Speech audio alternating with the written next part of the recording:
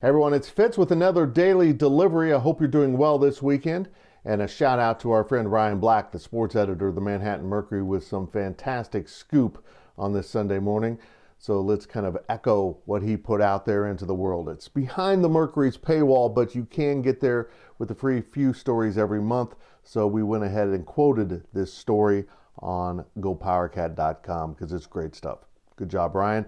He spoke with Kansas State Athletics Director Gene Taylor, who was not painting in the gray at all here when he said Bruce Weber will be retained next season.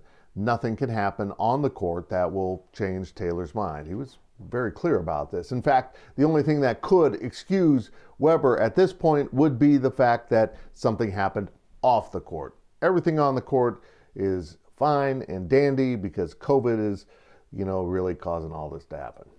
Well, we may not agree on that, but it doesn't surprise me. I've been saying from the start, I thought Gene Taylor would not move on Bruce Weber this season. But as this season rolled on and the fact that K-State is so far behind its competition, you do start to wonder how much has COVID played in this. It has had a significant role, but would K-State suddenly be 20 points better against Baylor, 30 points better against Baylor? That's hard to believe that they'd close that kind of gap. They've been losing games by significant amounts leading up to last Saturday's game with Texas A&M, a game in which they were competitive, mostly because Nigel Pack's back, and Nigel Pack played the best game of his young college career. All of it is okay. Bruce Weber will be back for season number 10 next year, and we'll see how the offseason's handled.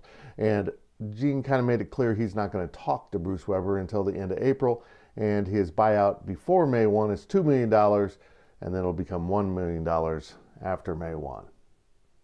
It's really an astonishing article in the fact that Taylor isn't vague at all. He's very clear, and it's going to be hard for him to backpedal on his statements that he made to Ryan Black. And he also said this: the donors aren't pushing in one direction or the other. They have their opinions. He claims they're very split down the middle about Bruce Weber, but none of them are trying to influence the decision with their money giving. That's very K-State of them, and I also find that kind of hard to believe. And I probably only believe it's the upper tier donors that are that way, the ones that are actually friends with Bruce. I think when you get down to the ticket holders and the general fan base and those who give smaller donations, it's pretty clear what they want. And I fear K-State will find out when ticket sales next season. But we'll see. It sounds like Bruce Weber will be back for year number 10.